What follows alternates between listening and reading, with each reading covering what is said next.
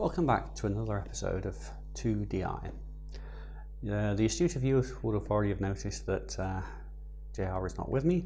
That's because I'm doing a very special episode on showing you how to turn supermarket bought apple juice to cider, something you can drink and get layering on.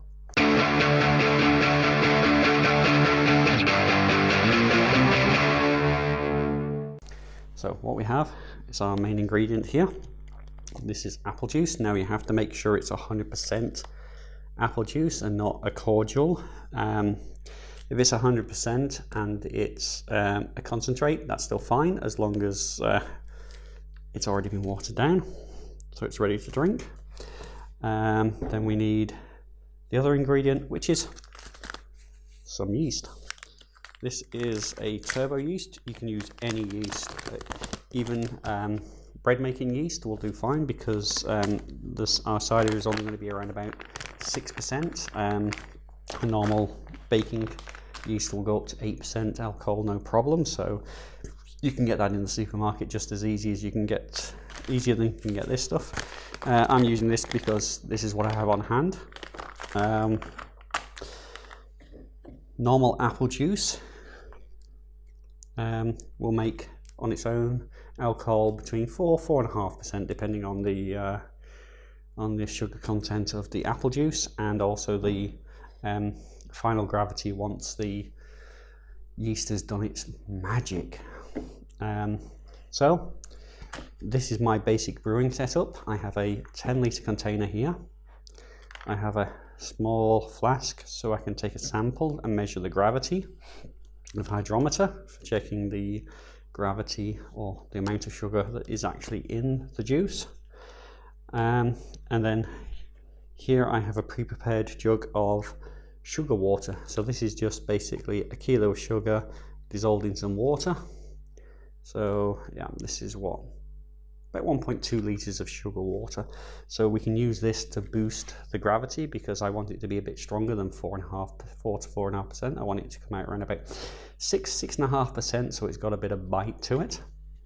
And then the other apparatus we just have is an airlock. Now everything has already been sanitized. It's very important you clean everything thoroughly. This was all washed in hot soapy water, and then rinsed in cold water, and then sprayed with a solution of metabisulfate mixed in some water as a sterilizing agent. You can also use maybe say a litre of water and then put in a capful of bleach, just to give everything a rinse down and make sure that there's no bacteria in there that's going to make your cider go off. I chose to do an apple cider, or as they call it in America, hard apple cider, because it's probably about the easiest thing to brew at home. If you want to get started, if you've never brewed anything in your life before, but you fancy making some alcohol, and you want to see how you can go, this is probably the easiest thing to start with, because there really isn't much to go wrong. The apple juice is already pasteurized, so you don't need to do anything to it. You just start with it. And then it's just a case of making sure everything's clean before you start. And then it's just a simple case of pouring your apple juice into your container, checking your gravity, and then adding extra sugar to boost it up to the gravity that you want it to be, and then pitching your yeast, and then just leave it aside for 3 or 4 days, and then you've got hard apple cider. So let's get started. We'll start tipping our apple juice into our container here. So we take the lid off. As I said, everything's been sterilized, so everything is clean, so we don't need to do that. And do not fear, this isn't an alcohol-free episode. I do have something to be wetting my whistle with while we work away here. So, further ado, let's get tipping this juice in.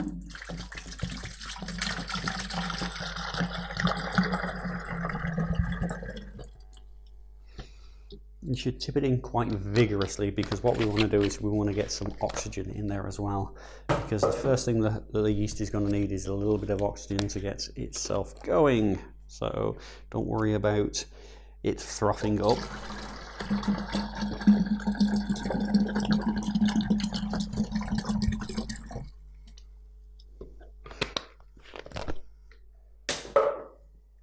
Now we're only going to put in about 9 litres, even though this is a 10-litre container.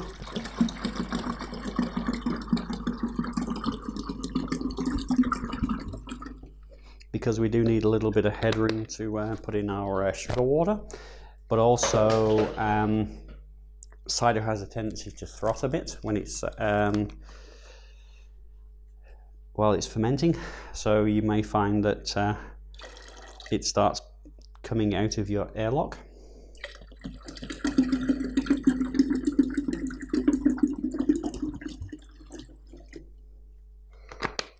Which is not a problem. You just take your airlock out, give it a bit of a clean, put it back in.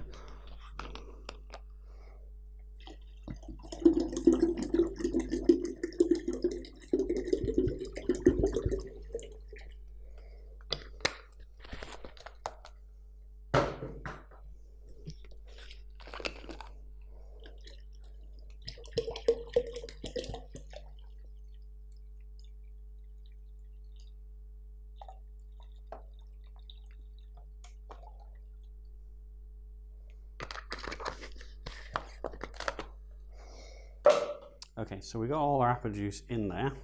What we need to do now is, because we want to take a gravity reading, and there's no point taking a gravity reading from just one bottle, because each bottle could have a different sugar level. So we combine all of the juice together, give it a bit of a stir. Okay, and we take our flask here. And this container conveniently has a tap, so I can fill it up, which you can't see because it's down here. Okay, and what we do is then we take our hydrometer, which has already been cleaned and sterilized, and we take a gravity reading. Now this will float at different levels depending on what sugar content this already has, and you also give it a little spin as you put it in, just so any bubbles that may be in there do not cling to the surface and give you a false reading. So we'll wait until that settles down. Okay.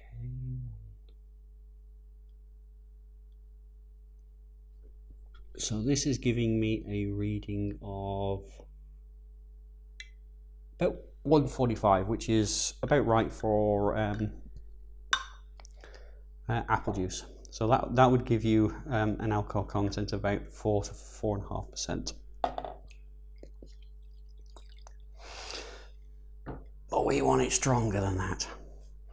So what I'm going to do is I'm going to pitch in some of this sugar water.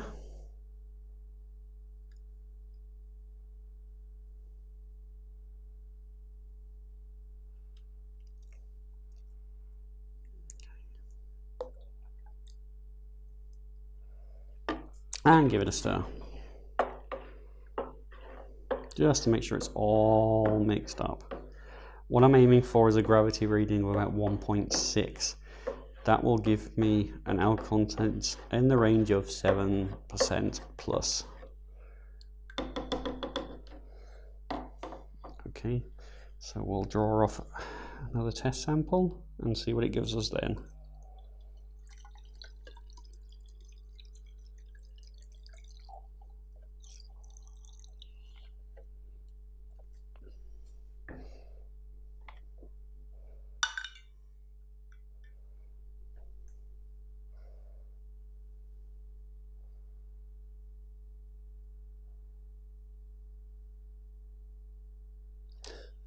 Okay, so that is giving us a reading of approximately 5.52. So yeah, we need to add a little bit more of that sugar water. So let's just Put this back in. There's no problem putting this back in because, as I said, we've already sterilized everything, but my container's getting a little bit too full, so I need to draw some off.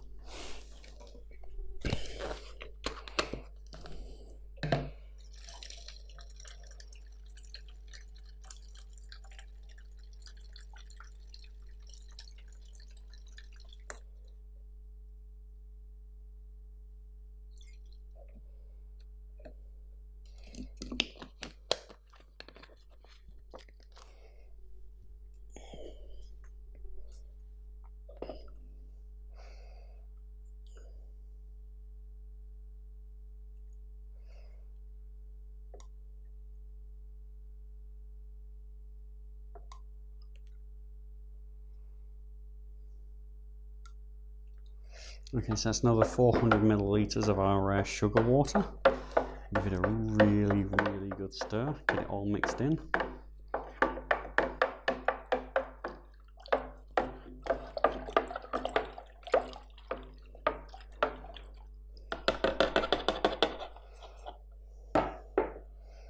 Give it a second settle. Time for a bit of beer.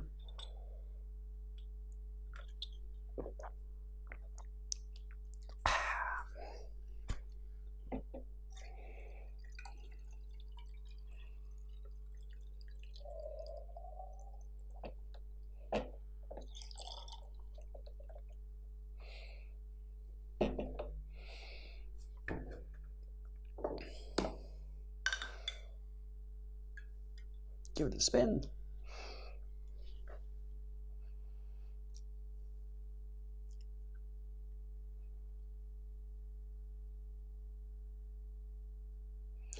Okay, looks like I overdid a little bit on the sugar content there because we're at we're a little bit over 1.06. We're at 1.062. Okay, now it's very important that you make a note of your original gravity here, because you'll need that to calculate how strong your alcohol is when it's finished fermenting.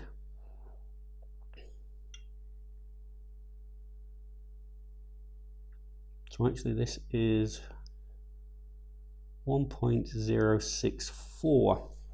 Now there's a handy little app you can get for your iOS where you can punch in your gravity readings. It's called ABV, and that will tell you what potential alcohol level your cider will have by the time it's finished. So if I punch in here 1.064, okay, so if this ferments fully, which it doesn't always do, if it uses all the sugars, water has a gravity reading of 1.000, and so if this goes down to 1.000, that'll give us an alcohol content of 8.4%, but more than likely this will go down to about 1.010, which will give us an alcohol content of about 7%, a little over 7%, so that's what we're aiming for. So we have our apple juice with the added sugar at our required alcohol sugar content for our alcohol need. So now it's time to pitch the yeast.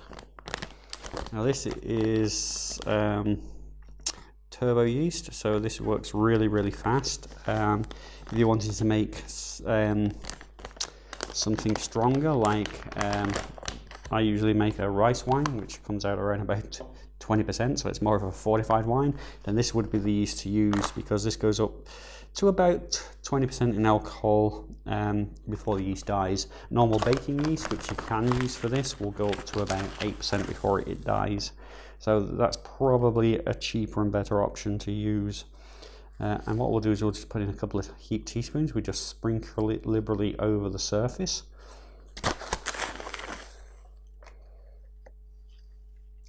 Now this stuff has yeast nutrients as well in it. It's not just yeast by itself, but you don't really need those if you're just making an apple cider.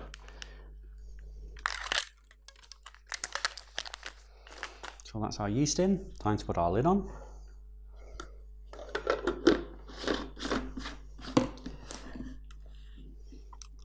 Okay, this is our airlock. There are different types, but this is just two tubes with one tube on the outside. What we're going to do is, this is sterile water, so it's water mixed with metabisulfate. Now obviously if you don't have that, what you can do is you can use water and mix in some baking soda, or baking soda. That's probably the best thing to use, or bicarbonate of soda, same difference. And then you just fill in a little way. They usually have a little line on there where you should fill them to, or fill them between, so there's a minimum and a maximum. And then you just stuff that in the top here, and you put that in, and there is your airlock. This will stop anything nasty getting in there, so any bacteria to ruin your cider. But it will also let the CO2 out. You have to use an airlock. I can't stress that anymore. If you was to do this and then seal this up, this would potentially explode. Because the pressure, as the yeast work, it releases CO2, and it will just, this probably would take a lot of pressure before it gave way, but you don't want to find out, because you would have a hell of a mess to clean up. So we'll give this maybe 4 days, and it should have slowed right down with the fermentation. What you can do is you can draw off a sample, and after about 4 days check the gravity reading and see where it is. If it's still a little high, then you can leave it a few more days, but if it's getting towards 1.000, you can check it the following day, see if it still has the same reading, and if it does, then your fermentation has stopped, and you can then draw it off, put it into some clean bottles, and then leave the bulk of the sediment at the bottom, and then they call that racking. Don't know why, no idea. It'll still be pretty cloudy by then, but the longer you leave it, the more it will settle. I don't mind it cloudy, or you can get a filter and filter it out if you want a clear cider. But a nice murky cider, reminds me of Scrumpy Jack, just without the apples floating in there, and it tastes pretty good. So yeah, in a few days we'll have some nice apple cider, which is a great drink in this hot weather we're currently having. There's nothing better than coming home from work, sitting down and having a nice ice cold cider. So it's goodbye from me. It ain't goodbye from JR because he ain't here. So adios, and I will see you when this bad boy is ready to drink. Probably with JR. So I'm G, signing off.